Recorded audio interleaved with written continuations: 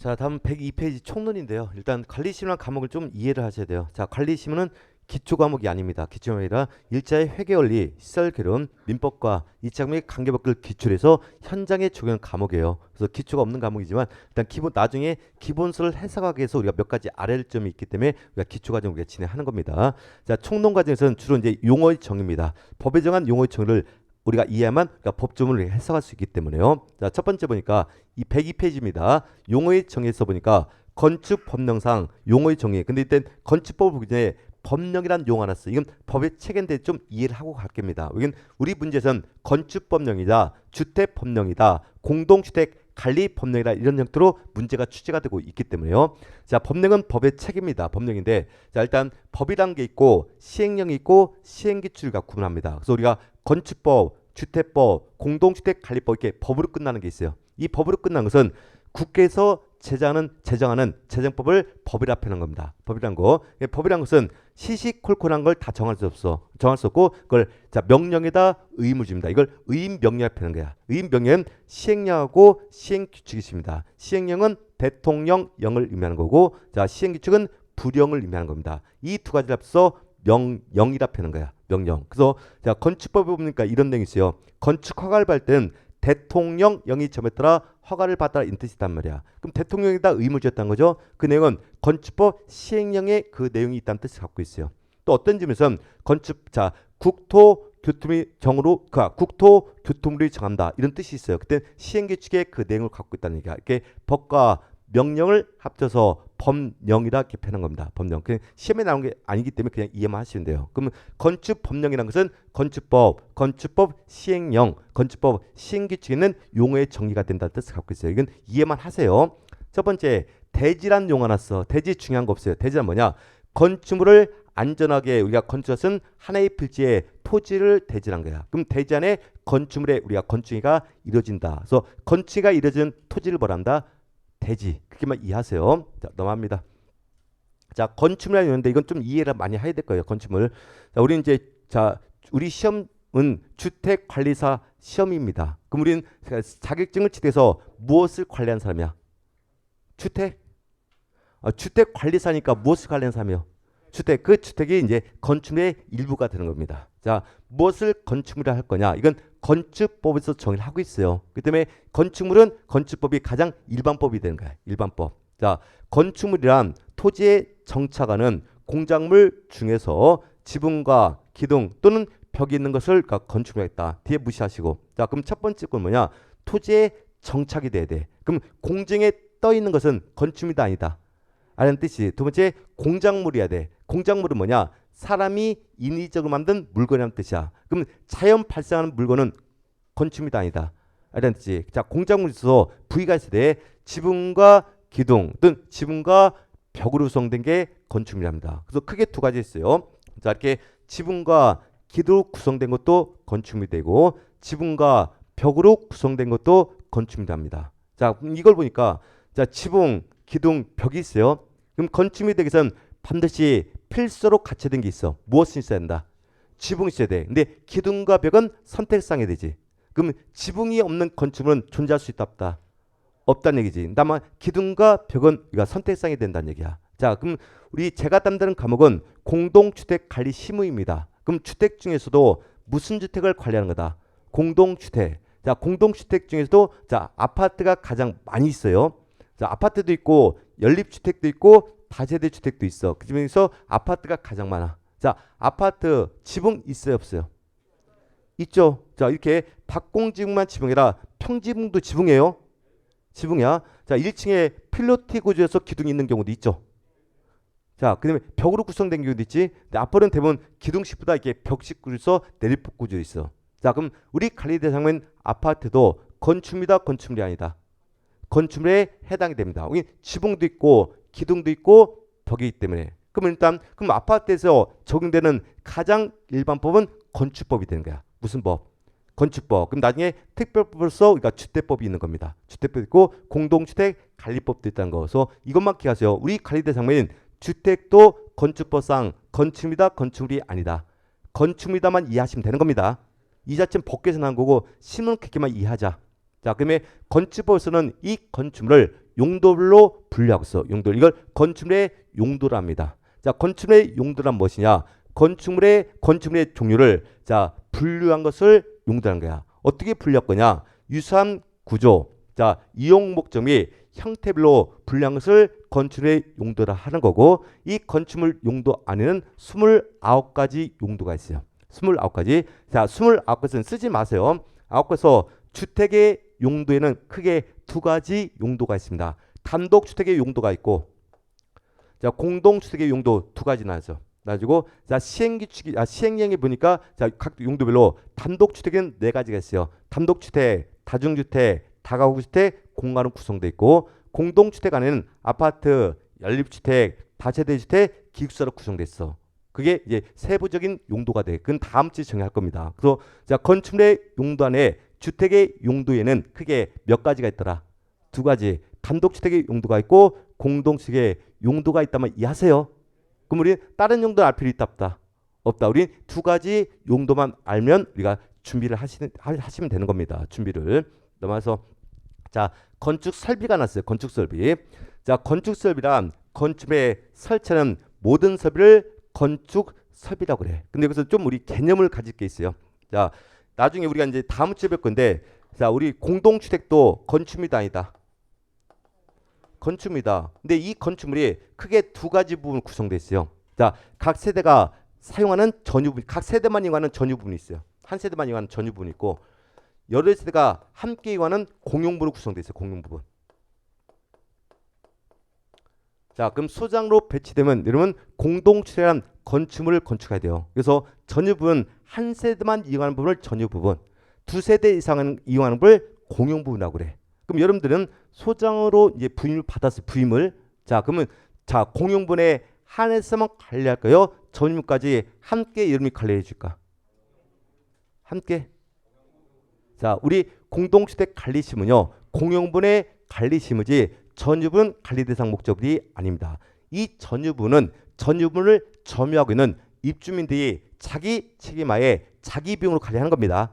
하고 공용분은 관리체, 즉 관리사무소장이 관리비를 집행하면서 유지관리진 목적이 대상물이야. 그래서 항상 머릿속에 꼭 기억할 게, 우리는 공동주택을 관리하더라도 무슨 부분을 관리하는 거다? 공용부지 전유관리 대상물이 아닌 겁니다. 이거에 따라 뭐 개정도 다 달라지는 거예요. 자, 몇 가지 한번 테스트 해볼게요. 자, 여러분 관리비란 거 알고 계시죠? 관리비. 자, 아파트 우리 수장님 사십니까? 아파트 사세요? 아파트 안 사세요? 연립도 공동주택이에요. 어? 아파트 사세요? 자, 우리 승강기 운행할 때 전기 사용하죠? 자, 승강기 전기료가 나왔습니다. 나왔어요. 자, 관리비일까요? 관리비가 아닐까요? 자, 관리비라고 생각되시는 분 손들어 보세요. 관리비가 아니란 분 손들어 보세요. 관리비가 아니란 분들. 관리비 아닙니다. 무슨 얘기냐? 여러분들 머릿속에 그동안 알고 있던 것을 다 버려야 돼. 여러분 잘못 알고 있는 내용을 잘못 알고 있는 거예요. 항상 이 관리비란 것은 공동주택을 유지관리 상한 비용이야. 그럼 반드시 관리처에 소장이 발생해서 사용하는 비용만 관리비가 되고, 입주민들이 발생한 비용은 관리비가 아닌 겁니다. 그건 사용료로서 별도 기준으로 가는 거야. 자, 그러면 승강기 운행할 때 전기 들어갔죠? 그럼 전기는 소장님이 사용한 겁니까? 입주민들이 사용한 거야. 입주민. 그럼 소장이 발생시킨 게 아니죠? 그럼 관리비도 아니다. 관리비 아닌 겁니다. 그건 사용료로서 별도 계정, 공동으로 이용한 시설에 전기 별도 부과해야 되는 거야. 이해하셨습니까? 자, 그럼 입주민이 관리사무 전화해서 왜 우리 승강기 전기가 왜 이렇게 많이 나오냐? 따질 필요 있어 없어? 따질 필요 없는 거야. 그건 소장님 잘못이 아니야. 자기 잘못인 거야. 자기가 사용한 거잖아. 그럼 승강기 전기가 많이 났고 그러면 자기 승강기 타지 말고 걸어 다니면 되는 거지. 안 그래요? 맞잖아요. 자, 몇 가지 또 테스트를 해보겠습니다. 입주자 대표회의가 있죠. 자, 입주자 대표회의는 입주자 대표회의 운영경비를 우리가 지급해 줍니다. 입주자 등이 부담해서 운영경비를 지급하는 거야. 그러니까 입주자 대표회의 운영경비 관리비입니까? 관리비가 아닙니까? 제가 분명히 관리비는 누가 사용하는 비용이랬어? 관리 사무소장이 사용하는 비용만 관리비지. 근데 입주자 대표회의 운영경비는 관리 사무소장이 사용하는 게 아니라 입주자 대표에서 사용하는 거잖아요. 관리비도 아니다. 관리비 아닙니다. 왜 그렇게 보세요? 아니라니까요. 그럼 여러분이 그동안 잘못 알고 있었던 거야. 자, 그럼 대표적 볼게요. 자, 여기 304호입니다. 여기가 304호고 밑에 204호예요. 자, 300세의 대변기가 있어요. 대변기. 자, 대변기에 이 배수관은 아래층 천장에 노출돼 있단 말이야. 하고 여기 반자 속에 들어가 있어. 이걸 층하 배관법이야. 물론 요즘은 층상 배관법도 있는데 예전 아파트는 다 층하 배관법이야. 자, 그럼 이 배수관은 이 304호 겁니까? 204호 겁니까? 304호 배수관이야. 오케이? 자, 그럼 이 배수관이 자 막혀서 누수가 돼서 밑에 층을 오염시켰어. 자, 누가 관리체가 아니 소장님이 책임져야 돼? 304호가 책임집니까? 204호가 책임져야 돼. 자, 일단 얘는 전유부입니까? 공유부입니까? 세대 안에 있잖아. 전유부냐? 그럼 관리 사무장 책임 하나도 없어요. 그러니까 괜히 이거 맡겠다고 소장님한테 전하면 또라이야. 지네 거잖아. 자, 그럼 누가 책임져야 돼? 304호가 책임지 204호가 책임지는 게 아니에요. 근데 이걸 몰라. 야, 밑에 지금 오는데 왜 우리가 고치냐? 304호 분쟁이 많이 발생돼. 다만 소장님은 그럼 정의를 해줄 필요 있어. 이건 304호 전입니까? 304호 책임이 304호 책임 있다는 정도 알려주시는 거지. 소장님 지금 하나도 없어요. 자, 근데 이 배전이 나가서 이제 자 수직관에 의해서 각 세대가 다 붙어 있어. 그럼 이 수직관은 공용부니까 전유부니까. 자, 만약에 수직관이 막혀가지고 역류돼서 이 안을 다 오염시켰어. 그땐 관리 사무장의 책임이 되는 거야. 그래서 공용부와 전유부는 어떻게 구분할 거냐? 그건 여름단지 관리 규약이 있어요. 그래서 대부분 두 세대 이상이 이용하면 무조건 공용부분이야. 다만 한 세대만 이용하면 전유부냐. 그래서 항상 머릿속에 꼭 기억할 게 뭐냐? 제가 담당하는 공동주택 관리 실무는 공용부분의 관리 실무예요. 그러니까 여러분 무엇을 관리하는 사람이다. 공용부분을 관리하는 사람은 기억하셔야 돼요. 괜히 우리 204, 304에서 수도꼭지 고장났다고 고쳐달라고 전화 왔어. 소장님 책임 있어 없어? 전화한 사람이 또라이예요.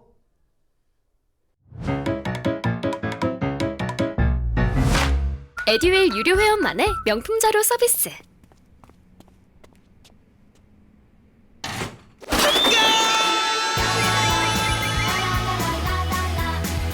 고퀄리티 명품 자료의 혜택.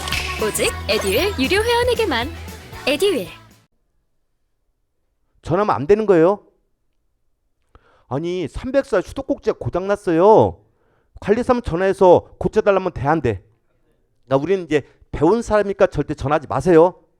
내 돈 들고 내가 고치는 거예요. 다음에 이제 공용본의 수도꼭지 할 땐 소장이 가서 고쳐줘야 되는 거지.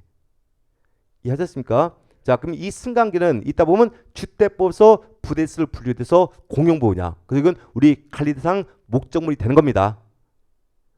이 건축 설비는 공용 부분이에요. 한 세대만 이용하니까 여러 세대가 함께 이용하잖아. 그러니까 건축 설비는 이따 보시면 주택법은 부대수로 분류가 돼서 공주법은 공용부이란 말이야. 그래서 건축 설비도 우리 관리 대상 목적물이라만 기억하세요. 목적물이다. 자, 넘어갑니다. 자, 지하층이 났어. 지하층. 자, 그럼 지하층 무엇을 지하층을 할까? 예? 지하층. 지하에 있는 층이란 얘기지. 근데 꼭 그런 개념이 아니에요. 자, 충족해야 된가 지하층에 대해서는. 자, 지하층은 건축물의 바닥에 지표면 아래에 있는 층수. 일단 바닥이 지표면 아래에 있어야 돼요. 층으로서 바닥에서 지표면까지 평균 높이가 해당 층 높이 이걸 층고라는 거야. 층고의 2분의 1이 이상인 것을 지하층이라는 거야. 일단 지하층은 건축물의 바닥이 지표면 아래에 있어야 돼. 그리고 이 바닥부터 지표면 평균 높이가 해당 층고의 얼마 이상이 되면 2분의 이상이면 그걸 지하층으로 분류하겠다는 얘기야. 이해하셨습니까? 근데 이거 묻는 게 아니라 우리가 자, 두 가지 개념을 끄집을게요. 자, 건축물의 층을 판정할 때 우리가 이런 거 듣죠. 몇 층짜리 건축물이다 있는 편견을 봤죠. 몇 층짜리 건축물이다 또는 몇 개 층짜리 건축물이다 있는 표현도 들어봤죠. 근데 층과 계층은 다른 겁니다. 자, 지금 더 하나의 건축물이 있어요. 얘는 지하에 2개 층이 있고 지상에 3개 층이 있어. 근데 우리가 몇 층짜리 건축물 할 때는 그땐 지상층만 따지는 거야. 지상층만. 근데 몇 개 층짜리 건축물 할 땐 지하층을 포함하는 층을 계층이라 패는 거야. 지상만 딸 땐 뭐라고? 층. 지하층까지 포함할 땐 계층이라는 거지. 자, 그럼 이 건축물은 몇 층짜리 건축물입니까? 3층짜리 건축물이야. 자, 이 건축물은 몇 개 층짜리 건축물이다? 5계층짜리 건축물이 되는 거야. 그래서 층과 계층은 다른 개념이 되는 겁니다. 그래서 일반적으로 우리가 층이랄 땐 지하층을 빼는 거고 계층할 땐 지하층을 포함하는 개념을 갖고 있는 거야. 그렇게만 이해하세요. 그럼 다음 주에 주택을 규모를 갖고 분류할 거야. 규모. 그때 층 갖고 구분할 땐 계층이라 표현 형태가 많이 나와. 근데 지하층을 포함한 개념을 갖고 있는 겁니다. 그래서 층과 계층은 개념이 다르다고만 이해하세요. 넘어갑니다. 라고 자 거실이 났어. 거실. 자 거실 한번 따져볼게요. 자 안방은 거실일까 거실이 아닐까? 아닙니까? 안방. 자 부엌은 거실입니까 거실이 아닙니까? 부엌은 거실입니까? 자 화장실은 거실입니까 거실이 아닙니까? 아닙니까? 자 안방 우리는 항상 거실하면은 자 텔레비전 벽에 걸려 있고 소파 있는 게 거실이죠. 그것만 거실아 안방도 거실이 됩니다. 자 한번 볼까요? 거실은 무엇이냐? 거실은 건축물 안에서 거주, 직무, 작업, 집회, 오라 그 밖에 이와 유사한 목적을 위하여 사용된 방을 거실이라는 거야. 거실. 그래서 우리가 자 그 거실은 뭐냐? 항상 상시적으로 수속적으로 사용하는 공간은 다 거실이라고 하는 거야. 상시적이고 수속적으로 사용하는 공간은 무엇이다? 거실. 그럼 안방도 거실이야? 아니 실내 공간에서 상시적이고 수속적으로 사용하는 공간은 다 거실을 분류하는 겁니다. 그러면 일시적 사용하거나 통과에 쓰는 공간은 거실 외의 방으로 별도 분류하는 거야. 그래서 실내 공간도 이렇게 거실과 거실이 아닌 공간으로 구분되는 겁니다. 거실은 뭐냐? 거주, 직무, 작업, 집회, 오락의 사용 공간. 그럼 안방도 우리가 거주하는 목적으로 이용하죠. 상시로 이용하잖아. 그러면 안방도 어디다? 거실이에요. 다만 자 거실이 아닌 공간이 있단 말이야. 세대 안에도 자 현관, 복도, 다락, 창고, 화장실, 욕실은 거실에 포함되지 않습니다. 그럼 나중에 면적을 환산할 때 거실 면적 합계란 표현 형태 나올 거야. 근데 거실 면적 합계라는 것은 위에 있는 면적만 합계를 내겠다는 뜻을 갖고 있는 겁니다. 그래서 이렇게 실내 공간도 이렇게 거실과 거실 외의 방으로 구분이 되어 있다는 것만 이해하세요. 그냥 넘어갑니다. 그리고 이제 주요 구조는 나중에 따질 겁니다. 이건 나중에 따질 거예요. 이건 주요 구조는 넘어갑니다. 자 건축이란 용어 하나 써. 이건 좀 신문은 중요한 게 아닌데 법규는 게 중요한 내용이 됩니다. 자 우리가 일반적으로 건축물을 신설한 것을 우리가 건축이라 알고 있죠. 새로 만든 걸. 근데 건축 안에는 5가지 행위로 구분합니다. 5가지. 자 법에서 만드는 거 이거는 건축이란 건축물을 신축, 증축, 개축, 재축하거나 건축물 이전 것을 말한다. 그럼 건축 안에는 자 신축, 증축, 개축, 재축, 이전 이 5가지 합쳐 건축이라는 겁니다. 그래서 개략적으로는 신축은 새로이 축조한다. 신축. 증축은 기존 건축의 규모를 증가시켜서 축조한다. 증축. 개축은 개량을 하기 위해서 축조시켰다. 개축. 자 재축은 자연재해에서 다시 축조를 한 걸 재축. 이전 건축을 옮겨가는 걸 이전한 거야. 그래서 5가지가 건축이 되는 겁니다. 몇 가지가 있더라? 5가지. 그럼 하나하나 이제 개념을 볼게요. 건축법 시행령에 보니까 하나하나의 정의가 나옵니다. 시행령에.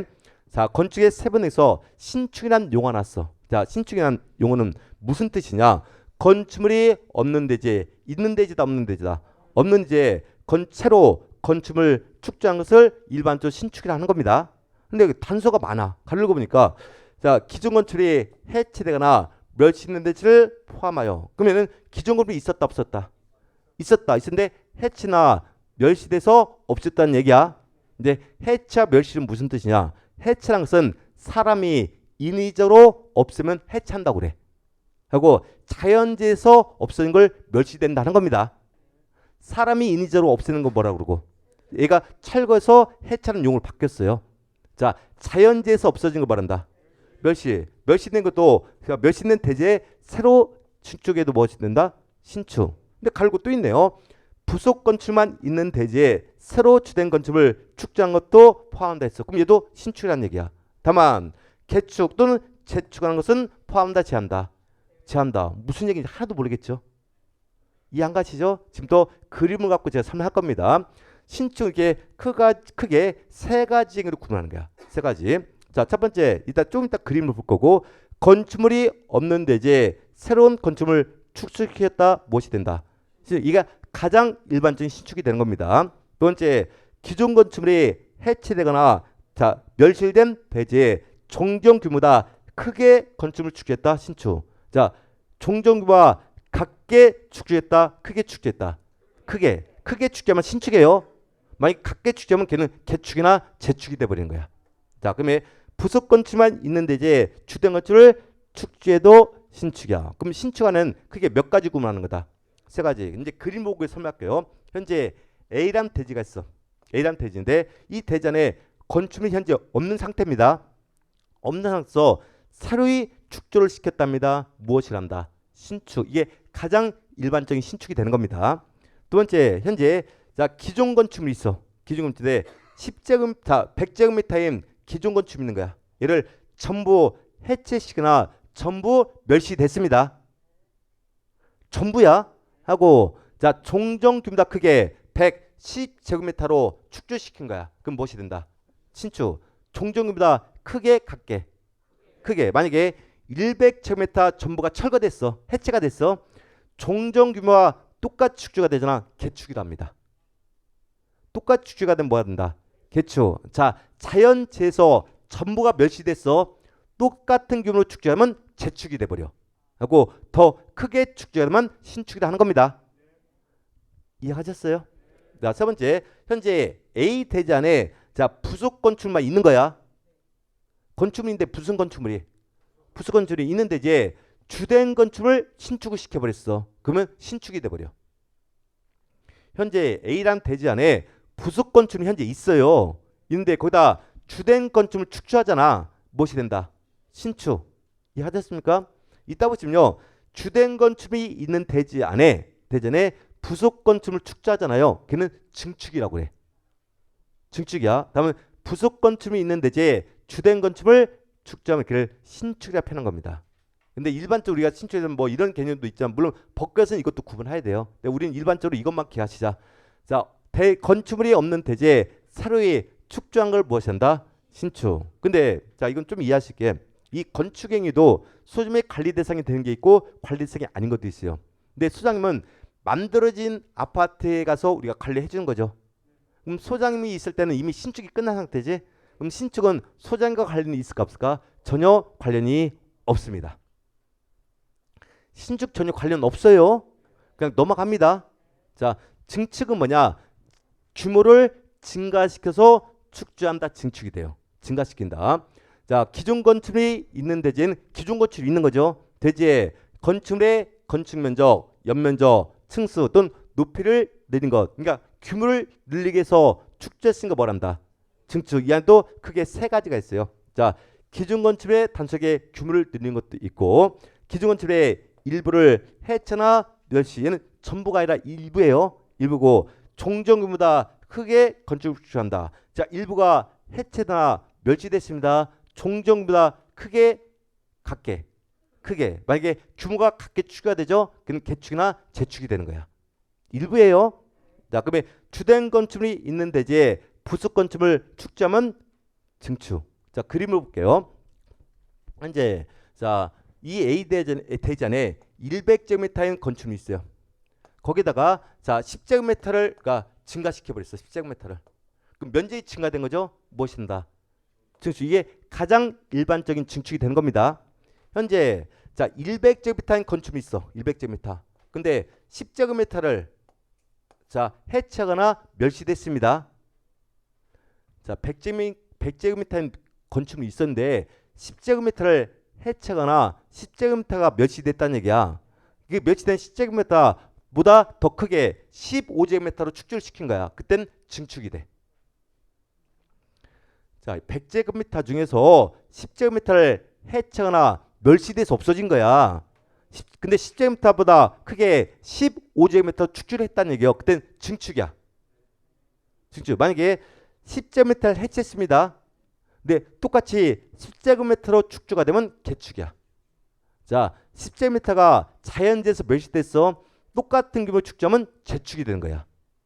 똑같은 규모로 축조가 되면 증축이 되는 겁니다. 이해 안 가세요? 그럼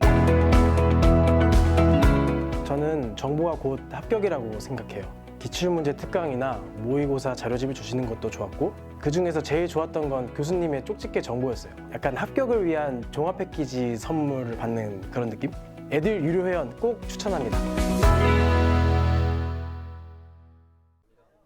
그럼 대답하기 싫으면 끄덕끄덕. 끄덕끄덕 해줘. 진도 빼야 되니까. 현재 A대전에 주된 건축이 있는 상태야. 상태에서 부속 건축을 축소시키잖아요. 증축이 되는 거야. 무엇이 된다? 증축. 그럼 반대로 가볼까요? 부속 건축물이 있는 대지에 주된 건축을 축소하면 신축. 그다음에 주된 건축이 있는 대지에 자 부속 건축을 축소하면 증축이 되는 거지. 근데 얘는 기존 건축에 대해서 행위를 하는 거죠. 행위하잖아. 그러면 소장님도 이 행위를 할 수 있는 관여자가 되는 거야. 나중에 아파트도 증축할 수 있어 없어요? 그땐 공동주택 관리법에 따라 허가나 신고 대상이 되는 거야. 그래서 증축은 우리가 개념을 알고 있어야 돼요. 신축은 우리가 몰라도 상관없어. 소장님과 전혀 관련이 없기 때문에. 근데 증축은 기존 건축에 하는 행위니까 나중에 소장님과도 관련 있는 행위가 되는 겁니다. 자, 넘어서 이제 개축이 났어. 개축 뭐냐? 개량을 목적으로 축제했다는 얘기야. 개량학에서 다시 축제하니까 무엇이 된다? 개축. 자 보니까 기존 건축물의 전부 또는 일부, 전부도 가능하고 일부도 가능하다는 얘기야. 일부를 해체하고 해체한 건 인위적으로 없앴다는 얘기야. 인위적으로 없앴다는 얘기요. 왜 인위적으로 없앨까? 개량을 하기 위해서. 축제하여 그 대지의 종전과 같은 규모의 범위에서 같은 규모다 다른 범위다. 큰 범위가 아니라 같은 규모야. 범위에서 축조가 되면 개축이 된 거야. 개축. 무슨 얘기냐? 현재 자 A라는 대지에 100제곱미터인 건축이 있는 겁니다. 건축이 있어요. 얘를 전부를 해체시켜버렸어. 해주고 똑같이 100제곱미터로 축조를 해버렸어. 그럼 뭐가 돼? 개축. 자, 이 건물을 200제곱미터를 전부 해체시켜버렸어요. 근데 100제곱미터로 똑같이 축소시켰다는 거야. 무엇이 된다? 개축. 근데 만약에 100제곱미터를 다 해체시켜버렸어. 110제곱미터 축소하면 신축. 똑같은 규모 축소하면 개축. 이해하셨습니까? 자, 100제곱미터 중에서 10제곱미터만 해체시켰어. 했고 15제곱미터 축소가 되면 증축. 똑같은 10제곱미터 축소하면 개축. 그래서 항상 개축과 재축은 종정 규모 범위입니다. 더 크게 가면 걔는 신축이나 증축이 되는 거야. 오케이? 넘어갑니다.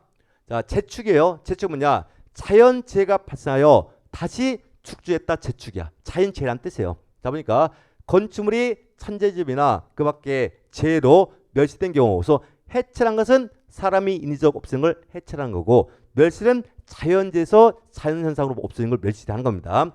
자, 경우 그 대지의 다음 요건을 모두 갖춰 다시 축조한 것도 재축이다. 첫 번째 볼게요. 자, 연면적 합계는 종전규모 이하로 할 거. 그럼 종전보다 크게 하는 거다 이하로 한다. 이하로 할 때만 재축이 된 거야. 만약에 자 이런 뜻이요. 현재 이 대전에 100제곱미터인 건축이 있어. 자, 자연재해에서 100제곱미터 전부가 멸시돼 버렸어. 멸시인데 110제곱미터로 축제했어. 신축.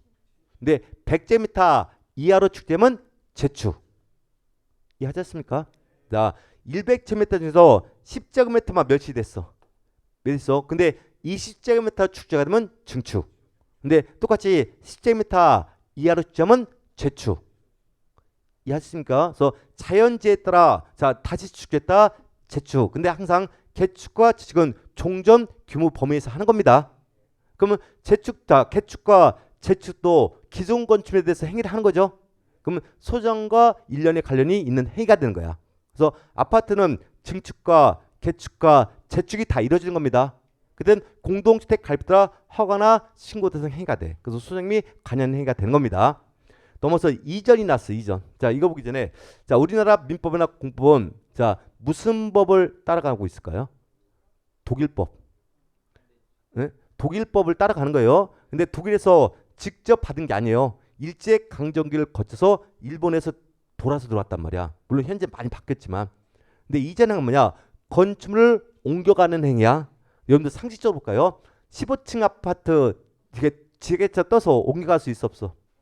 없어. 이건 우리나라에서 거의 이루어질 수 없는 행위란 말이에요. 근데 일본에선 지진 활동이 많죠. 그러니까 목적부터 단층 건축 많이 건축하잖아. 그럼 걔들 떠서 이렇게 옮겨가는 거 있단 말이야. 그래서 이전은 일본법을 뺏기다 보니까 그냥 이론상 존재하는 겁니다. 물론 있을 수는 있지만, 자 이전은 무엇이냐? 건축물의 주요 고집을 해체하지 아니하고 같은 대지에 다른 위치로 옮기는 것을 한다. 자 옮겨갈 때 같은 대지에서 옮겨가는 거다, 다른 대지로 옮겨가는 거다. 같은 대지, 그러니까 같은 대지에서 건물의 위치만 변경시킨 것을 이전이라는 거야. 같은 대지 안에서 건축물의 위치를 옮겨갔답니다. 무엇이란다? 이전. 만약에 A라는 대지가 있어요. 대지에서 B라는 대지로 건축물을 이동시켰어. 걔는 이전이 아닌 겁니다. 걔는 이 새로운 이 대지 안에서 증축이 될 수도 있고 신축이 될 수도 있는 거지. 그래서 같은 대지 안에서 옮겨가는 걸 무엇인다? 이전. 근데 상처로 아파트는 이전 행위를 할 수 있다 없다? 없어. 그럼 이 5가지 건축 행위 중에서 아파트에서 할 수 있는 것은 증축, 개축, 재축이야. 그러니까 3가지만 이해하세요. 나중에 이 행위를 이해하면 그러니까 공집에 따라 허가를 어떻게 받을 거냐, 신고를 어떻게 하는지 그 절차를 우리가 배울 수 있기 때문에 그런 겁니다. 세부 내용 몰라도 상관없어요. 개념적으로 이런 뜻이라만 기억하세요. 넘어갑니다. 자, 대선이 나오는데 대선은 무지하게 복잡해. 근데 이렇게 복잡하게 하지 않고 그냥 기존 건축물을 크게 수선한다. 무엇이다? 대선. 크게 수선한데 기존 건축물에서 행위를 한 거야. 근데 얘는 건축행위가 아닙니다. 건축이도 아니다. 아까 건축에는 5가지 바뀌었어요. 신축, 증축, 개축, 재축, 이전. 5가지 건축이고 대수는 건축과 다른 행위예요. 하지만 얘는 기존 건축이라니까 소장님도 관련 행위가 되는 겁니다. 그래서 나중에 공동주택도 대선할 수 있다 없다? 있다. 그땐 공동주택 가입에 따라 허가나 신청돼서 소장님이 관여해 주셔야 되는 겁니다. 그러면 대수는 건축과 다른 행위라 크게 수선한다. 대수이라만 이해하세요. 대선. 자 넘어갑니다. 넘어가고, 자 리모델링은 이따 주택법에서 별도로 정했고, 자 건축주가 났어. 건축주. 자 이렇게 이해하시면 돼요. 자 우리가 아파트라는 건축이 있어. 아파트. 자 아파트를 건축할 때는 건설할 때는 주택법에 따라 건설한 경우도 있고 건축법에 따라 건설한 경우 나눠져. 아파트라도 대부분 이제 30세대를 기준합니다. 몇 세대? 30세대에서 3세대 미만의 아파트를 건설할 때는 건축법에 따라 건축 허가를 받고 건설할 수 있어요. 자, 30세대 미만의 아파트를 건설하겠대요. 그땐 건축법에 따라 건축 허가를 받고 건설하는 겁니다.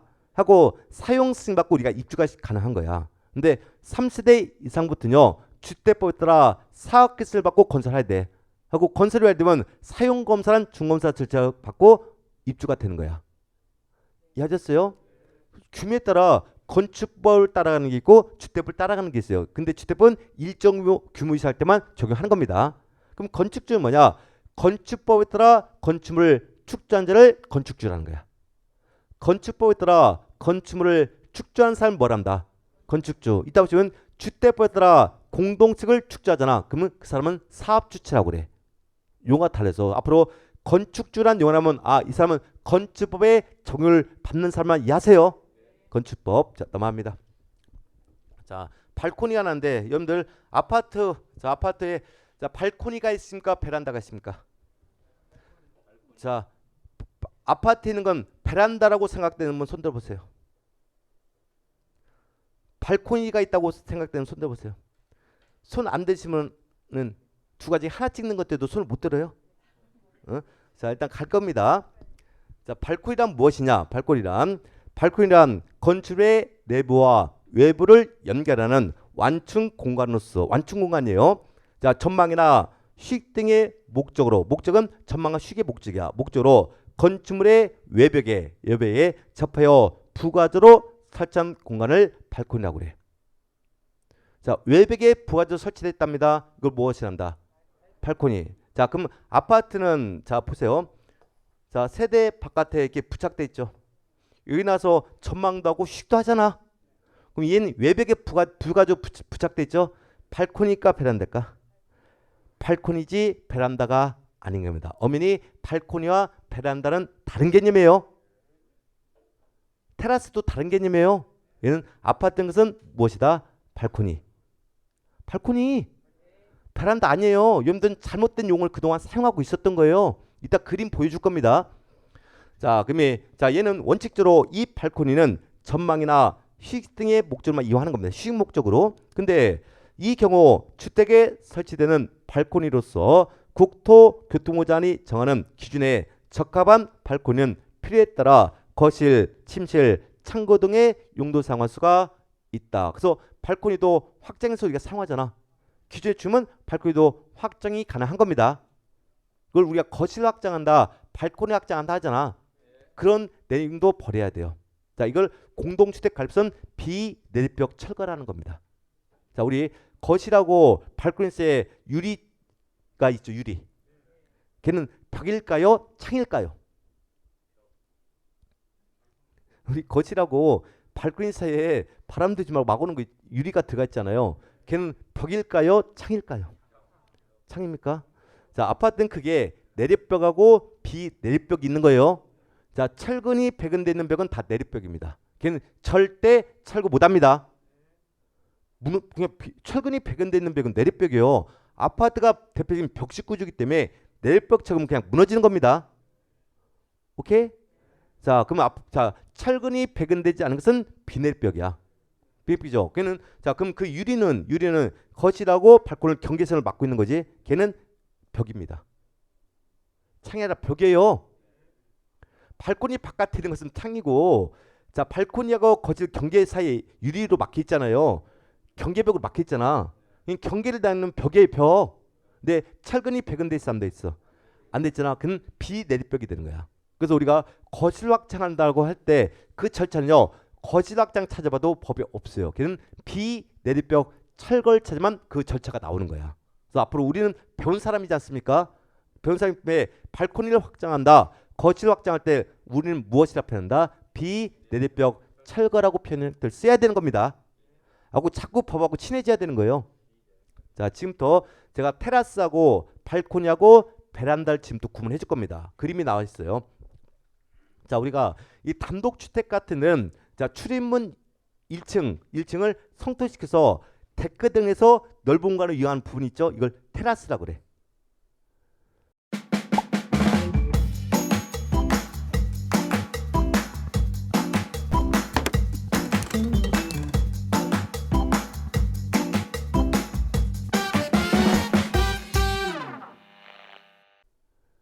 (1층을) 성토를 해서 나무 데크 등을 설치하잖아요. 하고 전망이나 휴식 등의 목적으로 이용하잖아. 걔는 테라스라는 거야. 테라스. 자, 그러면 자, 건축물의 외벽에 부가적으로 설치하는 거야. 서비스 공간이요. 그래서 전망이나 휴식 등의 목적을 할 때는 발코니. 자, 그러면 아래층 천장을 윗세대가 천장을 이렇게 자, 전망이나 휴식 등 목적으로 하잖아. 이걸 베란다라는 거야. 자, 얘는 외벽에 부가적 설치가 됐잖아요. 근데 이 발코니 베란다는 뭐냐? 아래층 천장면을 윗세대가 거기 이용하는 거야. 전망이나 휴식 목적으로. 이걸 무엇이 한다? 베란다. 그래서 대부분 우리나라 건축 설계상 모든 아파트는 발코니가 있는 거지 베란다가 없습니다. 물론 베란다가 있는 아파트도 있긴 있어요. 그렇지만 대부분 무엇이 한다? 발코니가 있는 거지 베란다가 아니에요. 아, 그림 보면 이해가 가잖아요. 이해하셨습니까? 그래서 앞으로 적었을 땐 공법에서는요, 베란다는 용어 한 번도 안 나고 다 발코니란 용어만 나오는 거야. 그러니까 우리는 항상 머릿속에 뭘 기억해라? 발코니, 베란다는 용어 쓰지 마세요. 근데 실제로 얘가 주관식 나왔었어. 얘 가르치고 진짜 실제로 베란다라고 쓰신 분이 있었어요. 평상시 쓰는 용어대로 그냥 써버린 거야. 생각하지 않고. 근데 평상시 사용하는 용어 버려야 돼요. 평소 사용하던 상식 버려야 됩니다. 앞으로 발코니란 용어만 쓰세요. 발코니. 나중에 이제 발코니 확장을 비내벽 철거해서 어떻게 철거할 거냐 할 입주자 등의 입인사항 동의받고 시구책에 허가받는 절차도 나중에 별 겁니다. 별 거예요. 그만합니다. 자, 이 건축물 뭐 고층 건축물, 초고층물은 나중에 분류할 겁니다. 이게 실무적으로 중요한 게 아니기 때문에. 자, 여기까지가 건축법상 용어의 정의, 개념만 이해하세요. 뭐 시험에 나올 건 지금부터 준비할 필요 없고요. 자, 두 번째 주택법령상 용어의 정의인데 신문은 여기부터가 실제로 중요하기 시작하는 겁니다. 자, 첫 번째 주택이란 용어 하나 써. 자, 주택법 제2조. 모든 공법에서는 2조가 용어의 정의가 돼. 자, 1호 규정이 주택을 정의하고 있어. 자, 그럼 무엇을 우리가 앞으로 주택이라 할 거냐? 법에서 정의한 겁니다.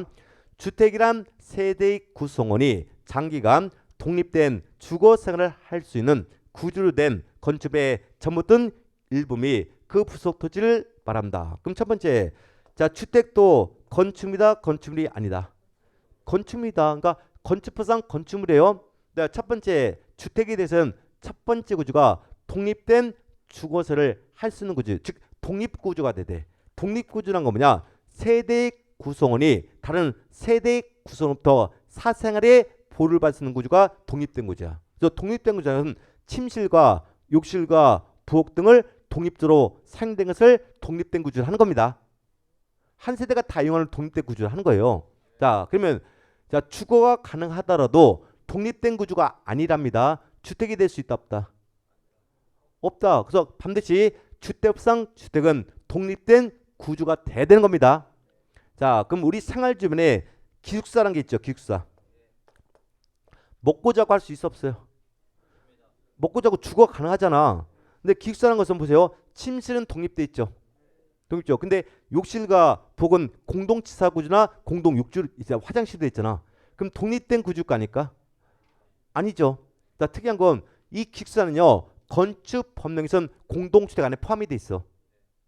공동주택. 근데 주택법은 얘는 주택이 아닙니다. 여기 독립된 구조가 아니고 얘는 준주택으로 가. 그래서 우리가 특이한 건 이 주택의 종류도 법령에 따라 달라져요. 건축법령 안에는 공동주택 안에 4가지 종류가 있어. 아파트, 연립주택, 다세대주택, 기숙사까지 4가지 종류가 있어. 내 주택법에서는 공동주택 할 땐 3가지밖에 없어요. 아파트, 연립주택, 다세대주택 있고 기숙사는 주택법에서는 준주택이지 주택이 아닙니다. 여긴 독립된 구조가 아니기 때문에. 그래서 반드시 자 주택법상 주택은 독립된 구조가 될 때만 주택이 되는 겁니다. 오케이? 자, 그다음에 얘는 건축의 전부도 될 수 있고 일부도 있다. 이건 나중에 설명해 줄 겁니다. 다음 주에. 근데 주택법에서는 주택을 크게 2가지로 분류하겠답니다. 무슨 주택과 무슨 주택? 단독주택과 공동주택. 자, 그럼 앞으로 주택법에서 주택이라는 용어 나오잖아요. 그때 단독주택과 공동주택을 뜻하고 있다면 이해하시면 되는 겁니다. 그럼 얘도 건축물의 건축물이 아니에요. 건축이지. 근데 이 주택도요. 건축법이 정되는 것도 있고 주택법이 정되는 거 있어. 근데 아까 세대수 몇 세를 기준해서 3세대 미만할 땐 건축법, 이사할 땐 대부분 주택법. 그러면 주택법은 그렇기 때문에 건축법의 특별법이에요. 그러면 이제 주택법에 규정할 때만 일반법은 건축법을 우리가 적용할 수 있는 겁니다. 그래서 일반법과 특별법 관계로 이루어졌어요. 건축물도요. 넘어갑니다. 세 번째 뜻하고 자 사업체라는 용어 났어. 사업체란 주택건설 사업계획 또는 대성 사업계획에 승인을 받아 그 사업을 시행한 다음에 자를 말한다. 그럼 앞에서 말했죠. 건축법에 따라 공동식을 건설한 업자가 있는 거야. 그전 건축주. 건축법에 따라 공동식을 건설한 업자는 무엇이라고? 건축주. 자, 주택법에 따라 공동식을 건설한 업자는 사업주라는 거야. 근데 우리는 사업주가 더 친한 겁니다. 우리는 3세대를 넘어가는 걸 관리한 3이니까. 그렇게만 이해하자. 넘어갑니다. 자, 주택점은 중요한 거고 넘어갑니다. 자, 주택단지 넘어가고 이제 부대설과 봉이설이 나오는데 자, 일단 간단하게 정리할 거예요. 자, 법규에서는 이 부대설과 봉이설 구만 문제가 수없이 많이 나와. 그럼 이걸 종류가 수십 가지 있으니까 암기 못합니다. 그럼 개념적으로 이렇게 이해하시면 편합니다. 자, 단지 안에 꼭 있어야 되고 없으면 사람이 살기 어려운 것은 부대설이야. 꼭 있어야 되고 없으면 살기 어려운 것은 무엇이다? 부대설. 자, 있으면 편리하지만 없어도 살만한 시설은 봉이 있어야 되는 거야. 있으면 편리하지만 그래도 없어도 살만한 것은 무슨 시설? 그렇게 이해하고 들어가면 쉽게 우리가 적용할 수 있다는 거야. 자, 그럼 한번 따져볼게요. 자, 관리사무소는 꼭 있어야 될까 없어야 될까? 있어야지. 그거 있어야 우리가 공부할 목적이 되는 거지. 관리사무소는 우리 공부할 목적이 없다는 얘기지. 우리를 위해서 꼭 있어야 되니까 부대시설. 자, 경로당 꼭 있어야 돼요? 있어야 돼요? 아, 노인분들 코로나 시대에 경로당 뭐 있으면 더 위험성이 있지. 집에 가만히 있는 게 더 안전성이 높은 거야. 없어도 살 수 있죠. 무슨 시설? 폭리시설. 자, 주차장 꼭 있어야 돼 없어야 돼요? 있어야 되겠지. 주차장 없으면 차를 머리 이고 있을 수 없기 때문에. 무슨 시설? 부대시설. 자, 어린이 놀이터 꼭 있어야 돼요? 애들 그냥 집에 뛰어놀아도 되는 거지. 굳이 어린이 놀이터까지 갈 필요 없는 거지. 없어도 살 수 있어요. 무슨 시설? 폭리시설. 자, 주민운동시설 꼭 있어야 됩니까? 뭐 꼭 운동세 가서 운동하냐? 집에서 맨체해도 되지 않습니까? 무슨 썰? 봉이썰. 자, 승강기 꼭 있어야 돼요? 고민해봐야지. 요즘 아파트 초고층화 되겠지? 5층짜리 아파트에 승강기가 없다 보세요. 그럼 5층 세대는 막 허벅지가 막 1m 될 거야. 막 맨날 걸타내갖고. 있어야 돼요? 문썰. 부대썰. 그렇게 하면 된다는 얘기야. 한번 내용을 볼게요. 자, 부대설한 주택에 딸린 다음에 썰 또는 설비로 한다. 그럼 시설도 있고 설비 있다는 게 첫 번째가 시설입니다. 시설. 관리사무소, 아니 주차장, 관리사무소, 담장 및 주택단지 도는 부대설. 꼭 있어야 되는 것들이니까. 두 번째, 건축법 제2조 제1항 제4호 규정에 의한 건축설비다. 건축설비도 부대설이에요. 부대설. 그러면 대통령령으로 정한 시설 또는 설비다. 그런데 대통령 따져보면 종류가 40가지가 넘어. 암기 못해요. 그러니까 꼭 있어야 되고 없으면 못 사는 것은 부대설이야. 근데 부대설은 공용 부분이에요. 그래서 우리 관리 대상 목적물이 되는 거야. 그럼 여기는 관리비리가 집행하는 부분이 되는 겁니다. 그렇게만 이해하세요. 나중에 공동주택관리법에 가면 이 부대설도 공동주택에 포함이 됩니다. 공동주택이 아니다. 지금 우리가 공동주택관리법을 안 넘어갔는데 이 부대설도 공동주택에 포함이 되는 겁니다. 그럼 우리 관리대상물이 아니다. 관리대상물이 되는 겁니다. 넘어갑니다. 자, 복리설이 나왔어. 복리설. 자, 복리설이란 주택단지 입주자 등의 생활복리란 다음에 공동시설을 복리설하겠답니다. 보니까 어린이 놀이터, 근린생활시설, 여기서 말하는 근린생활시설은 단지 상가. 자, 유치원, 주민운동소 및 경당 이런 건 없어도 살 수 있죠. 그러니까 무슨 시설? 복리시설. 그러면 대통령령으로 정한 공동시설, 대통령으로 정한 시설 수십 가지야. 암기부대요. 그러니까 꼭 이렇게 얘기하자는 거죠. 있으면 편리하지만 없어도 살만한 것은 복리시설. 다만 복리시설도 공용물에 해당되는 겁니다. 그러면 우리 관리 대상물이 아니다. 관리 대상물이 되는 거. 공용물이니까. 공용물인데 이 복리시설은 크게 또 두 가지가 있어요. 입주자 공유인 복리시설이 있고 입주자 공유가 아닌 복리시설인 거야. 공유라는 것은 공동수리한 거지. 자, 그럼 보세요. 어린이 놀이터, 유치원, 주민운동소 및 경로당은 입주민의 공동 소유야. 그걸 입주자 공유인 복리시설을 하는 겁니다. 그럼 우리 관리 대상물이 되는 거야. 근데 근린생활시설은 단지 상가죠. 타인에게 분양을 시켰잖아요. 그럼 우리 거다 우리 게 아니다. 아니지. 근데 얘는 입주자 공유가 아닌 복리시설로서 우리 관리 대상물이 아닌 겁니다. 이해하셨어요? 그래서 나중에 공동주택관리법에 보니까 이 복리시설은 입주자 공유인 복리시설과 입주자 공유가 아닌 복리시설 구분이 되는 거예요. 그에 따라 우리 관리 대상물이 될 수도 있고 관리 대상물이 아닌 경우도 발생하는 겁니다. 그렇게만 이해하세요. 자, 넘어갑니다. 자, 기간설, 간설 넘어갑니다. 간설설. 이걸 기간설 간단히 설명할게요. 자, 여러분 아파트는 자, 난방이 세 가지 난방 형태가 있어. 개별 난방, 중앙 난방, 지역 난방이 있는 거야. 이는 다 설비에 포함되는 겁니다. 근데 아까 우린 공동층은 전유분과 공용부 구분되어 있다고 했지. 근데 개별 난방은 각 세대마다 보일러실이 설치가 돼 있죠. 그럼 그 세대 전유분 아닌 거지? 얘는 공용 부분이니까 전유분이니까. 전유 부분이야. 그러니까 우리 관리 대상물이 아닌 겁니다. 개별 난방실은 우리 관리 대상물이 아니에요. 그건 전유분 안에 있는 거니까 그 세대만 이용하는 거니까. 자, 그러면 우리가 공용분에 있는 난방은 두 가지가 있어요. 자, 중앙 난방과 지역 난방이 있는 거야. 근데 개념 잘 이해하셔야 돼요. 자, 중앙 난방은 단지 안에 보일러실이 있는 거죠. 이건 건축 서비스 부대설 안에 포함이 됩니다. 단지 안에 있는 거죠. 그럼 소장님이 보일러실 관리합니까 안 합니까? 하죠. 그럼 부대설 우리 관리 대상물이 되는 겁니다. 부대설로서. 근데 지역 난방은 단지 안에 보일러실이 있어 없어요? 없고 단지 외부에 보일러실이 지역에. 그래서 그 지역 난방공사에서 고온수나 고압의 징기를 단지에서 받는 거야. 그래서 열 교환기에서 저온수로 하면서 세대로 이렇게 공급하는 겁니다. 근데 보일러실 단지 안에 있는 게 아니지. 얘는 건축설비라도 부대설이 아니라 걔는 기간설로 갑니다. 정부에서 운영 기간설이야. 자, 그럼 우리가 중앙 난방일 때도 난방비와 급탕비가 있는 것이고 지역 난방일 때도 난방비와 급탕비가 있는 겁니다. 자, 그럼 지역 난방일 때 난방비와 급탕비는 관리비일까 관리비가 아닐까? 관리비 아닙니까? 그럼 중앙 난방일 때는 자, 난방비와 급탕비가 관리비일까요? 관리비가 아닐까? 자 보세요. 중앙 난방일 때는요. 난방용수와 급탕전 소장이 만드는 겁니다. 만들어서 공부하는 거, 소장이 만들어 공부하는 거 똑같은 거야. 그래서 걔는 관리비로 가는 겁니다. 근데 지역 난방에서는 급탕과 난방용수를 소장이 만든 게 아니지 예스 공급받는 거잖아. 그래서 걔는 관리비가 아니라 걔는 사용료로 분류합니다. 그래서 난방이나 급탕이라도 난방 형태에 따라 관리비가 되는 경우도 있고 관리비가 아닌 경우도 있는 겁니다. 그래서 무조건 다 관리비라 보시면 안 돼요. 그래서 우리 관리 대상이 아니라 해서 그 대상이 다 달라지는 겁니다. 그래서 기준에 알고 있던 거 다 버려주셔야 돼요. 여기는. 자, 리모델링부터는 잠깐 쉬었다 합니다.